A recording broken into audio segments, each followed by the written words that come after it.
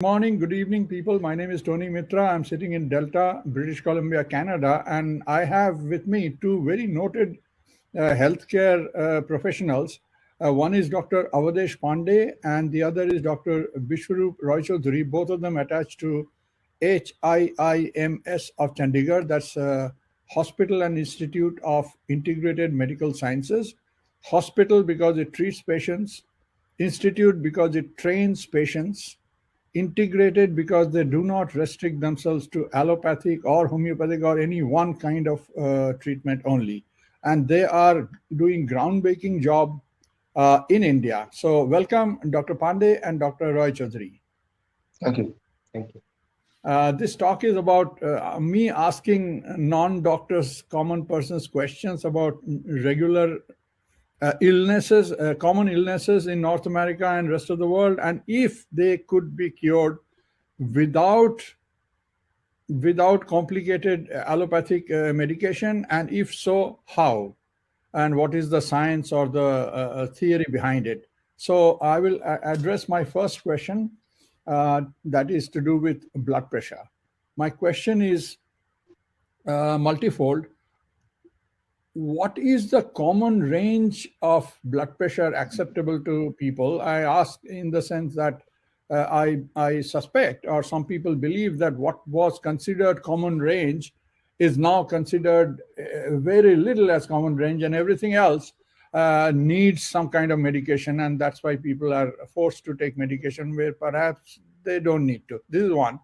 Why blood pressure goes high or low, systolic or diastolic either, has the pulse rate something to do with it, and how to take care of it so that you don't get ill. Anyway, whatever you can tell us about blood pressure. Thank you very much for asking this question.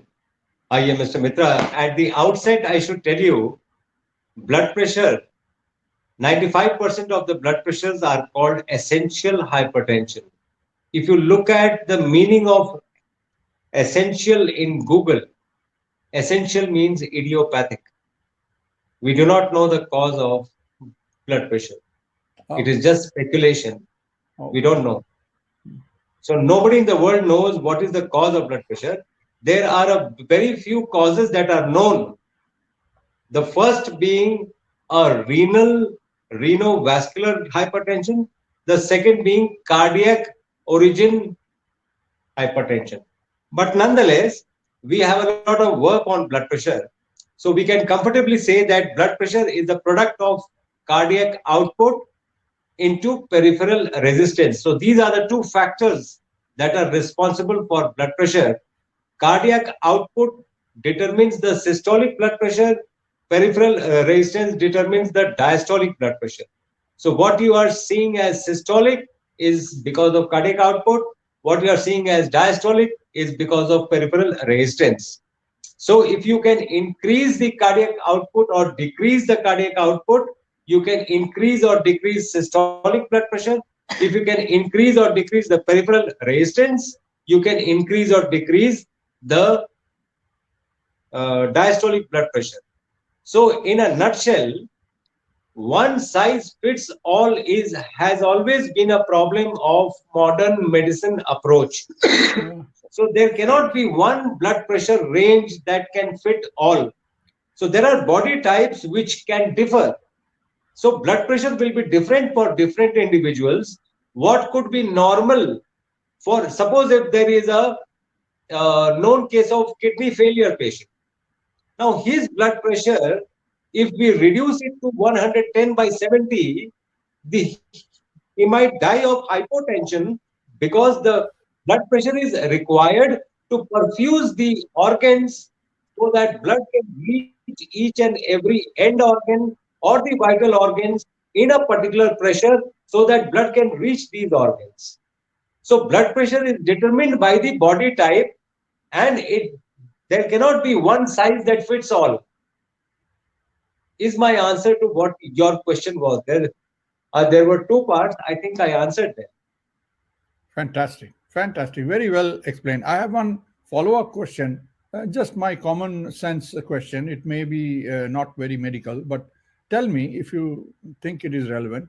I understand blood arteries and all to be some sort of a highway system for transportation of items to different parts of the body, of which one is oxygen taken from the lungs and delivered to the tissues and cells. But oxygen is not the only thing that the blood transports around. So could it be that the blood pressure, so-called high, is body's effort to pump more blood around because something is short? It may not be oxygen. It may be oxygen, but it may be something else, and not oxygen, that is somehow short, somehow not reaching fast enough to wherever it has to reach, and the body is trying to increase the speed of the highway, so to speak, so that more stuff can reach there. Could this have any any relevance? Could it be one of the reasons that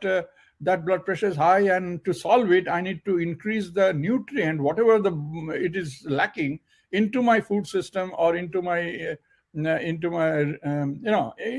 my diet, so that the need for blood to rush around and try to find that can be reduced? Is that make any sense? Does it make any sense?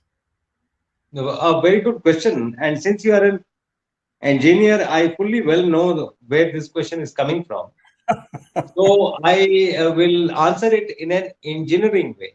Okay. There is a vessel. This vessel has got a capacitance. Yes. The capacitance is the capacity of the pliability of the vessel. Okay. If this capacitance of the a vessel somehow increases, so that the tone of the nerves supplying the vessel is less, then the capacitance increases and the blood pressure falls. If the tone is more, then the capacitance increases and the blood pressure goes high. It is like, suppose if you're watering your plant, if you press the pipe, the force of the water goes higher. This is exactly what happens with the vessels. And blood is the real connect. That is the connect between all tissues, from your brain to your toe. What is common? Blood. Right. So blood is the connect by which not only oxygen, all nutrients, all hormones, everything is transported via this blood. Whichever organ requires whatever is taken by that organ, and the rest goes on. It's like a relay race. So everything is in the blood and it goes to various organs. So that is the real connect. And it is connected via these vessels. And these vessels are responsible from their capacitance point of view to increase or decrease blood pressure as the need may be at that point in time. Fantastic. Fantastic. No more question on that. Dr. Roy Choudhury, or my next question is diabetes. It is one of the most common illnesses probably around the world. I'm not an expert. I know in India many people suffer from it, and I know almost every other person in North America suffers from some degree or other from a perceived disease called diabetes. My wife was one of them. So what is diabetes? Why it happens? And is there a way of curing it, really curing it, just not managing it till you die, and not make the health worse without using all these experimental and really questionable drugs? Is it possible, Dr. Choudhury? And if so, how? See, thanks for this question. And the most important thing when we say what is diabetes, I say it is just high amount of sugar in the blood. So, particularly the glucose in the blood, not just the sugar, it is the glucose. Okay. We never say blood blood fructose, we say blood glucose. Right. So high amount, when I say high amount, how much high?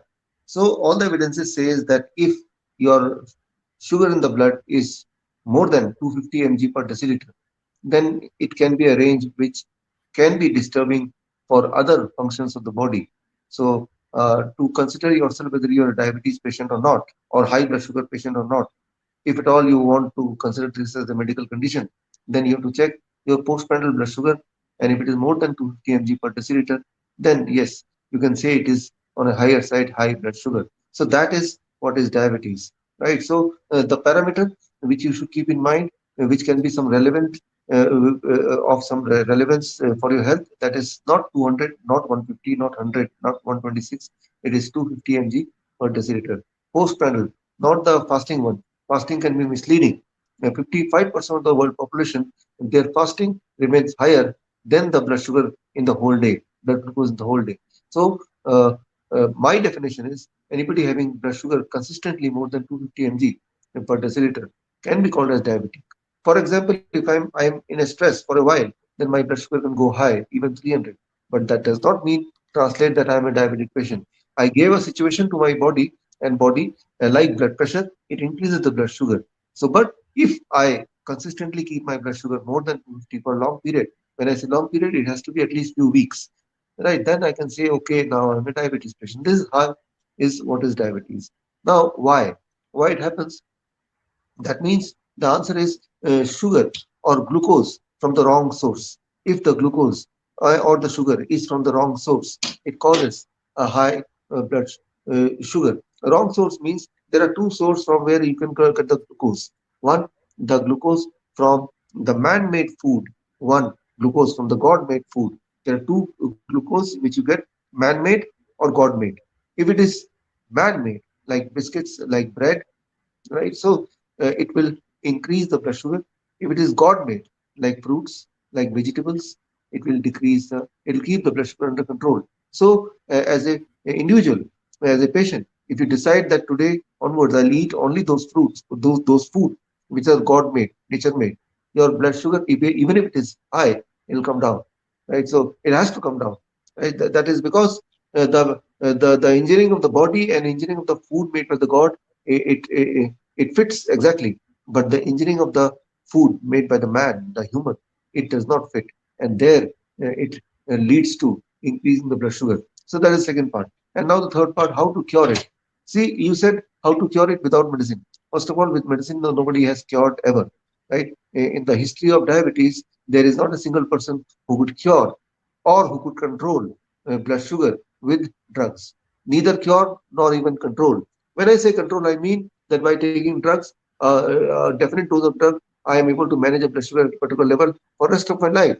But that is not happening, right? So you have to keep on increasing the dose. That means you're not able to control with the drugs as well. So now, how to cure it? Cure is very simple, and I can make it simple with just one simple diet. We call it DIP diet, right? Forget about what is the full form of it. Just remember three steps in next 1 minute. Step one: decide that till 12 noon, whatever goes inside the mouth, let it be only fruits. About 3 to 4 different kind of fruits will be better, like mango, or it can be papaya, or orange, or pineapple, any name of fruits. Let it be fruits. How much? Like your body weight. My body weight is 70 kg. I'll put one more zero. 700 grams at least, minimum. It can be more than that. It is still better. Step one. This means till 12 no, I'm not allowed to eat anything else. Now coming to lunch. Before you sit for lunch and dinner, the second rule, you add salad. That is raw vegetable. Four kind: tomato, cucumber, radish, carrot. Your body weight, right? And into five. And my body weight 70 kg into five, that becomes 350 grams. That is the dosage of medicine. I call it food as medicine. Only then it will work, right? 350 grams or more for me. After that, I can eat my traditional vegetarian food, roti, sabji, dal, chawal, whatever you want to eat, whatever is traditional vegetarian food, you go for it. Uh, that is the lunch, and the same is the dinner. Dinner, try to finish by sunset or at most by 8 p.m. And the final thing, avoid anything which comes out of animal, like dairy products, like egg, meat. Avoid anything which comes out of factory, like bread, biscuit, cakes, etc. So whatever I just told, if you can do it, it is a warning that within the first 3 days, your blood sugar will drop to an extent that where you will be forced to taper down the medication. You will be forced to taper down the insulin if you are taking insulin by at least 40%. If you don't do it, you will lead to hypoglycemic state. So very clearly, the moment you start doing it, your blood sugar will very quickly start coming in control. So this is a short way to uh, cure your this medical condition. It is not a disease; it's just a medical condition, a temporary condition. But if you keep on doing certain things in certain way, for a permanent long term, your body will react in a certain way for a long term basis, which may seems to be permanent. Diabetes is a temporary phenomena which you can switch off in 1 to 3 days, 72 hours itself by changing the way as I just suggested. So that is the complete story about diabetes. Fantastic. Fantastic, Dr. Achudri. I have two follow-up questions, quick ones, if you don't mind. One of them is people in North America do not use the unit you mentioned, 250 or 100 and 200. They use mmol, where the readings are much lower. So what would be the approximate unit in mmol for 250 in India? It is 14 millimole. 14. Fit in module. Okay, so that is the One first thing. one. And the second question was, uh, oh, I forgot what is the second question. As you were talking about it, I was thinking, oh yes, about the sugars. Now, could it be? I'm a thinking person. When I hear something, some questions automatically start rattling in my brain, and I want to find the answer. The reason the body is, let us say, unable to process properly man-made sugars, but is able to process pretty well God-made sugars, could this be linked with our evolution? Because humans, last 2 million years, have had only been used to sugars provided by nature, and we were exposed to man-made sugars is only say 200 years, and evolution doesn't work that fast pace, so therefore we are having problems. Could that be one of the answer? I don't think so. Why it is? Because this means that down the line, can we expect that after say 10,000 years eating this way, our body will evolve? I don't think so. The real reason is why the body is not able to process the man-made sugar, because it is the man-made sugar, it gets absorbed by the stomach, and the God-made sugar, it gets digested by the stomach. So when you take any drug, it is, it body absorbs, it do not digest. But when you take any food, body digest. The thing body absorb, that causes instant rise in blood sugar, right? If it is a glucose, right? So that causes increase. So remember the difference between drug and food. And food always we digest, and drug always we absorb. The stomach absorbs, right? There is no digestion happens. So the refined food comes in the drug category because it is refined. So since it is refined, the job of the stomach is not there. So it goes to stomach and directly bypassing the stomach, it can go in the bloodstream. This means before the stomach can signal the pancreas and the rest of the body that food is coming, nutrition is coming, the nutrition already available, and body is not prepared to handle it. So that is the main cause. This means whatever you eat, if it is absorbed, it is in the drug category. So refined food, biscuit is a drug. It is not a food, because food has to be absorbed, right? So or we can say these are partial foods, because partially a biscuit can be absorbed and partially it is digested. So digestion happens, and no diabetes. Absorption happens, there will be diabetes. Oh, fantastic. Okay. So that answers the third question. The the disease that is now so common around the world, cancer, in our childhood, we used to consider it old man's disease. Nowadays, it is coming to, I believe, even to 2-year-old kids for whatever reason. I think it's called Karkat Rog in childhood. I remember that in India.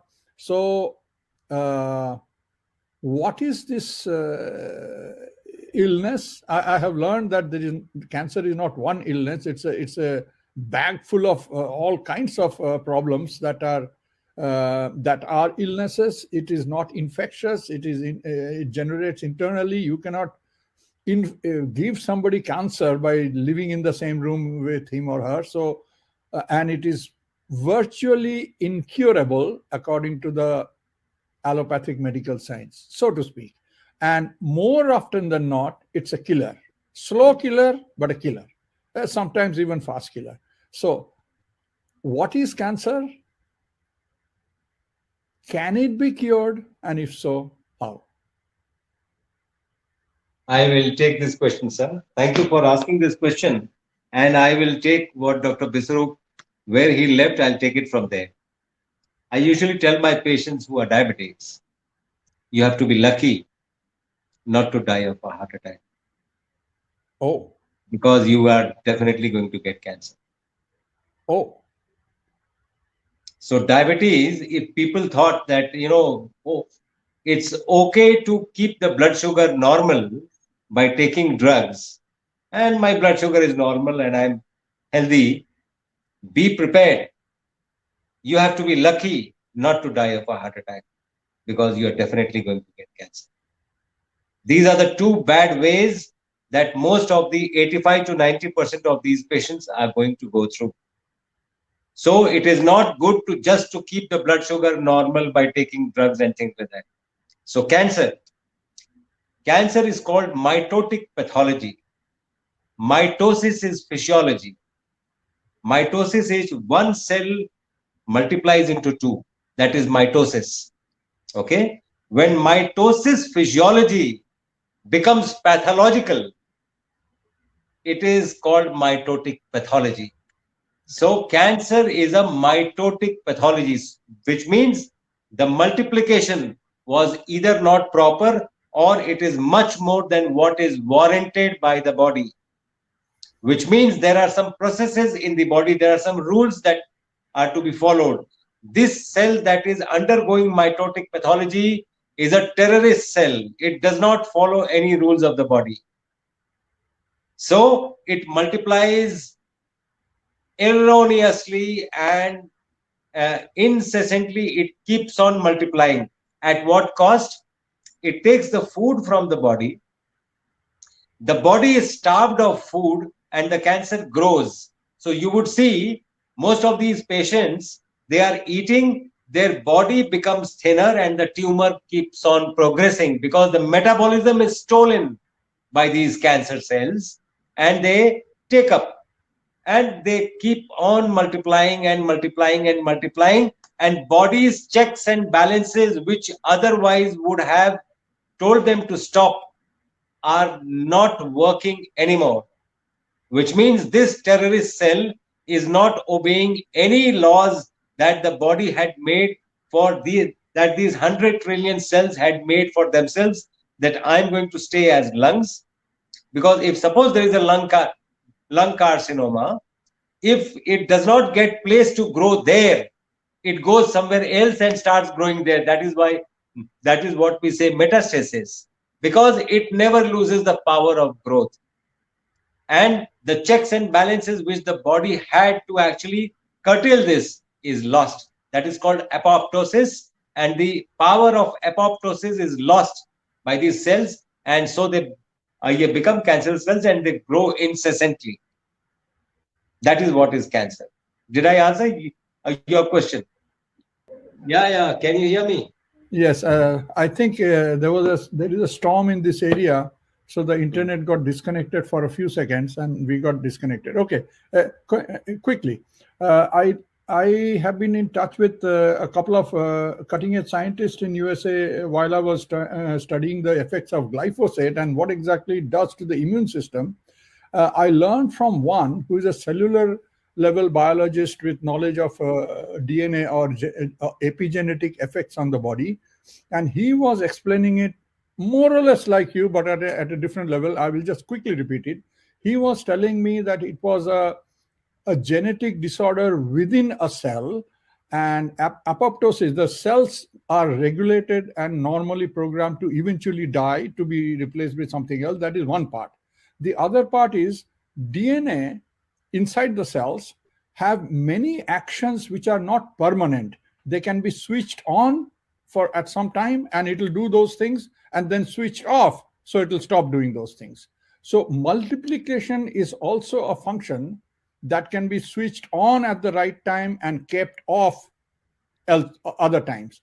Now, one way of he's explaining cancer is a rogue cell or cell whose DNA has been tampered with epigenetically through toxic, whatever reason, so that the multiplication switch has been turned on and jammed on. It cannot be switched off. And then it is recklessly multiplying, and whatever it multiplies, that one is also inheriting the same genetic defect, and there also the multiplication switch is jammed, and this is forever. So does it make any sense? I mean, that was one way of explaining to me how a rogue machine keeps running and you cannot shut it off. I kind of agree with what you just said, but I'll add a caveat to it. I have a caveat to add to this. Okay. The caveat is what you just said, the genetic basis and the genes are switched on and switched off. The genes don't decide whether they are switched on or switched off. No, they it follow is the instructions. environment that Yeah. calls the shots. So genes load the gun, environment pulls the trigger.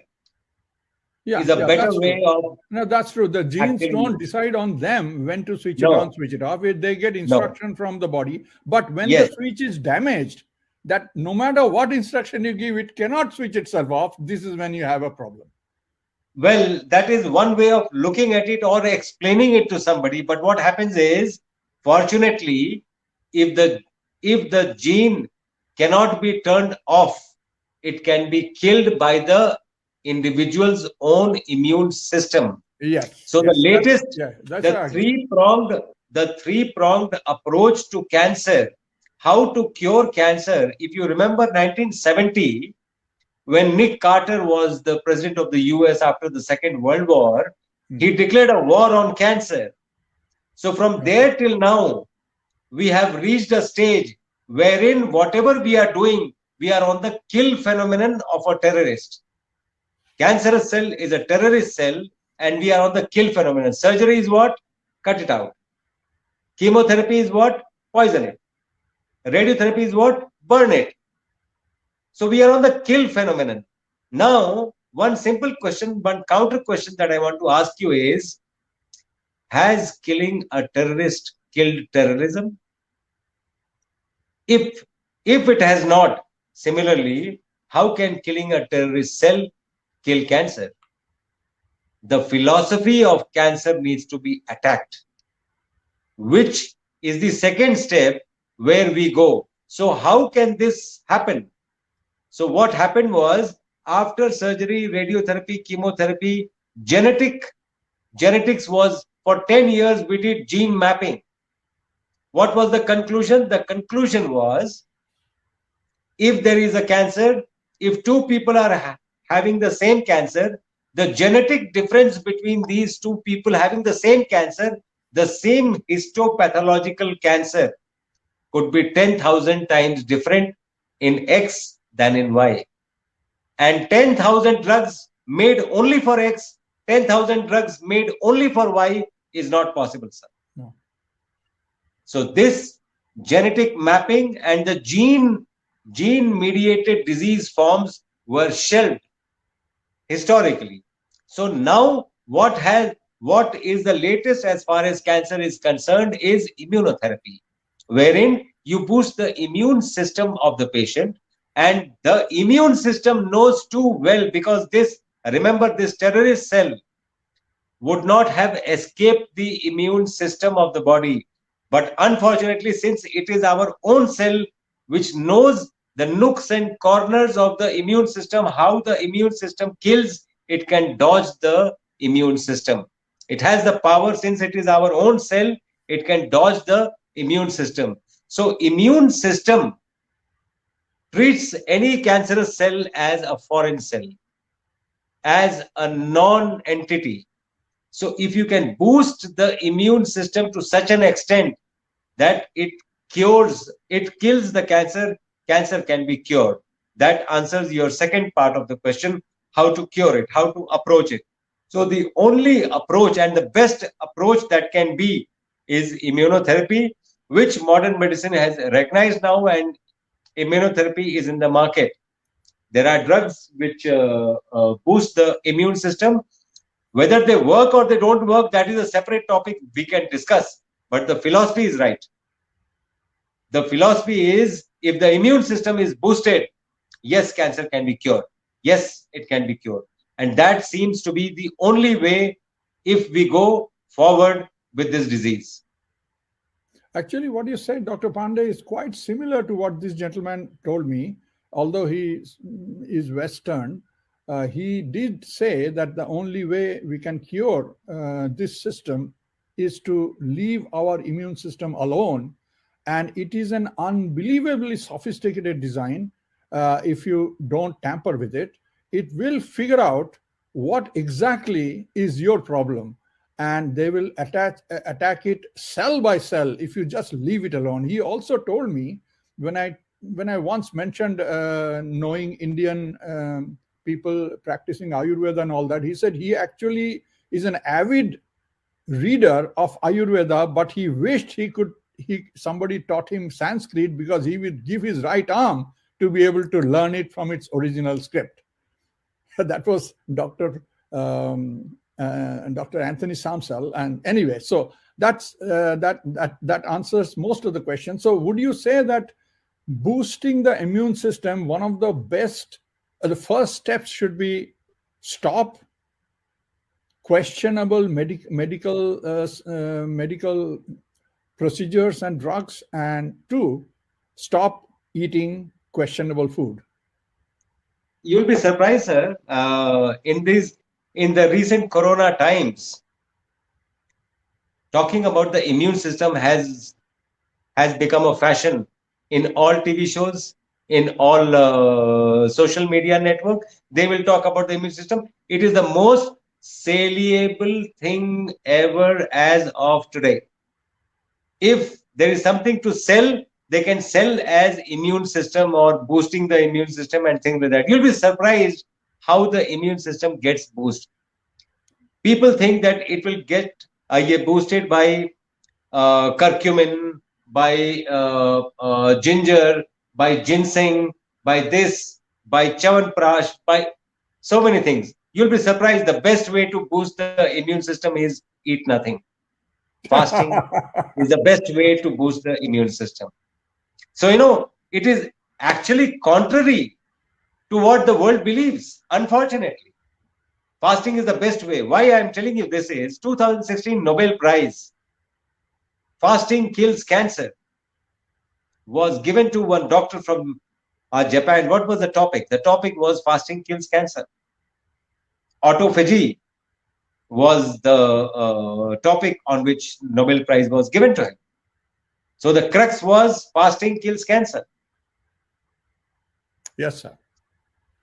Wonderful. Absolutely. Absolutely wonderful. The last question of the day is autoimmune disease. I came to know about it 20 years ago, actually studying glyphosate. I was increasingly concerned about it. And I roughly understand an autoimmune disease is not one disease, but an umbrella of maybe hundreds or even thousands, and disease that has not yet been known to us, but is going to be known sometime in future. All of them under one condition: our immune system has gone out of whack, out of control, and instead of attacking intruders, unwanted intruders, it starts attacking our own body one way or another, and thus creating the disease. These are called autoimmune disease. I learned that rheumatoid arthritis is one, which is very well known, used to be old man's disease, and now there is endless number of new ones that has come that didn't exist before. So autism is considered an autoimmune disease, for instance. Celiac, Crohn, all kinds of stomach ailments, inflammatory stomach, which is the beginning of all kinds of problems, is considered an autoimmune disease. And these are runaway cases in North America, runaway. I think Indian standards have not yet caught up with it, although Indians are trying very hard to ape the West. So what do you say about autoimmune disease, and what can you do? What can one do to deal with these rising cases of new diseases coming up under the umbrella? Yeah, great question, sir. And I'll start with my own example.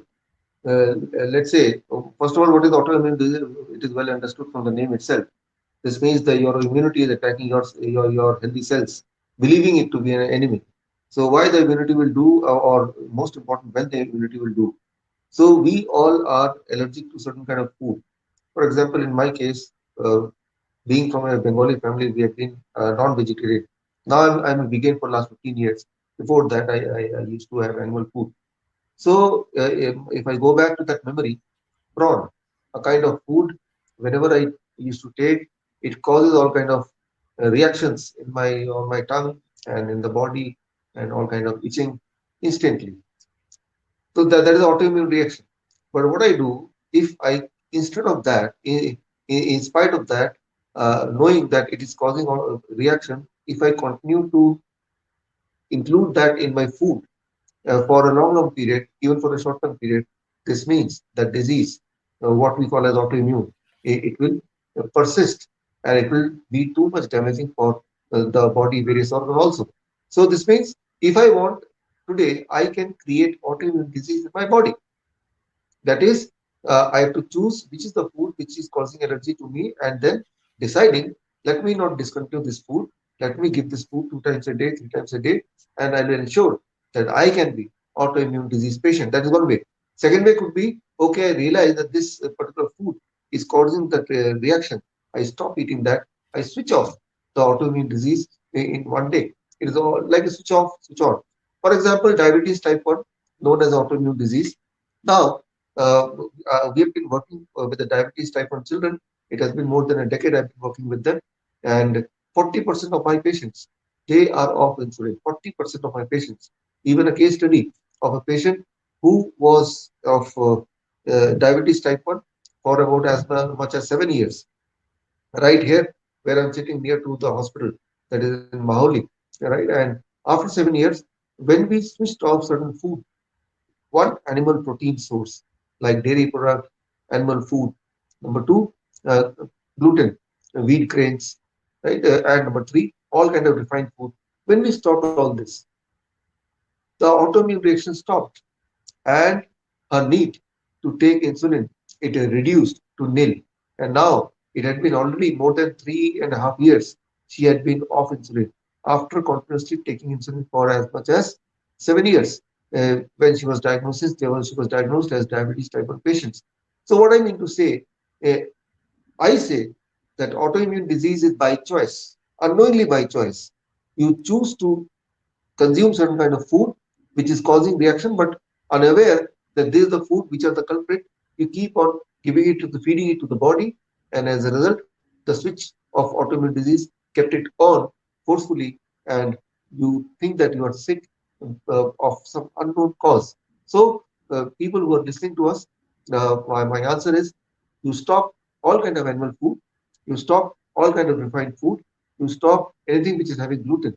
If you can do these three, you will see the reversal of any kind of or many kind of autoimmune disease. That is what I have seen consistently for diabetes type 1 patients, even for autism patients, and all kind of irritable bowel syndrome also you can call one kind of autoimmune disease if you can want to call it. So consistently we have seen a measurable amount of result, and that too within 24 hours of stopping these kind of food. So it is autoimmune disease is not by chance, it is by choice, right? And one more factor can be injecting something, including vaccines. They also may damage, it may trigger the autoimmune response.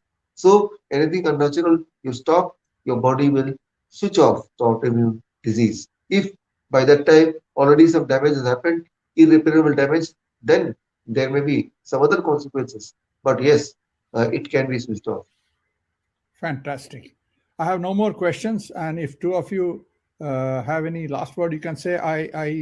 I'm being pressured by our wide circle of people that know me to promote these ideas a little bit more, to take some course to learn and to help people and all that. There is a rising awareness of this.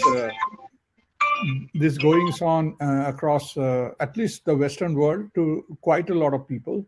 So this issue is going to be followed up. It looks like. Any last words, sir? I'm completely satisfied. I have some more questions, but we can do it on another time regarding definition of food. But we'll leave that aside. So Regarding the last thing that you said, sir, regarding the courses that we from HIII MS, we are planning courses for the national and international people. And our basic aim is not to teach the taught. You understand what I mean? Our basic aim is not to teach the taught. Like the doctors, they are already taught. You cannot teach them, or it is very difficult to teach them actually. The most needy for this knowledge are the patients, are the people, the general population. So we'll be very interested if anything like that can be done, wherein we collect a few group of people who are really interested to know and to learn, to maintain their life well. We'll be very interested to teach them. And we do have courses.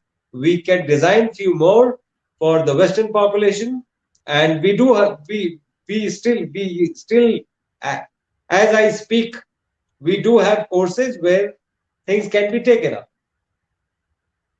I have actually already paid Dr. Vishwaroop's organization. The training has not started, but I already paid. I don't even know whether I paid for the right course or not, but it's an advanced nutrition course. That is the right course. Yeah, that is the most important. Okay, so that's it. But about if HIIMS is offering a integrated package with all your input, yeah, that would be very interesting for people to know. About the doctors, I was once invited by the Calcutta, the doctors of the Calcutta Medical College, who came to see me at my home to learn more about the way glyphosate affects. I was at that time in India, and I was being asked to speak here and there. And this gentleman was very impressed. I will not take his name because it might put him in trouble. He was very impressed, and he wanted me to address the students and faculty at Calcutta Medical College. I said, "Humko nahi jana udhar, because they're all doctors, and I don't want to face them, and I don't want to get in trouble. It's not my. I'm not a." So he said, "No, don't worry. I'll stand next to you and all that. They need to know. All these people, they need to know there are certain things that drugs cannot cure. You're removing toxicity cures." So anyway, I kind of agreed under pressure. And it didn't happen. After 7 days, this gentleman called up saying that the board refused to allow it. So they don't want doctors to know. So this is I came to know firsthand how medical system works. So it's the time that everybody needs to be their own doctor. Yeah, fantastic. I'm very, very thankful. I will put it up. I'll edit it, remove that blank space in the middle.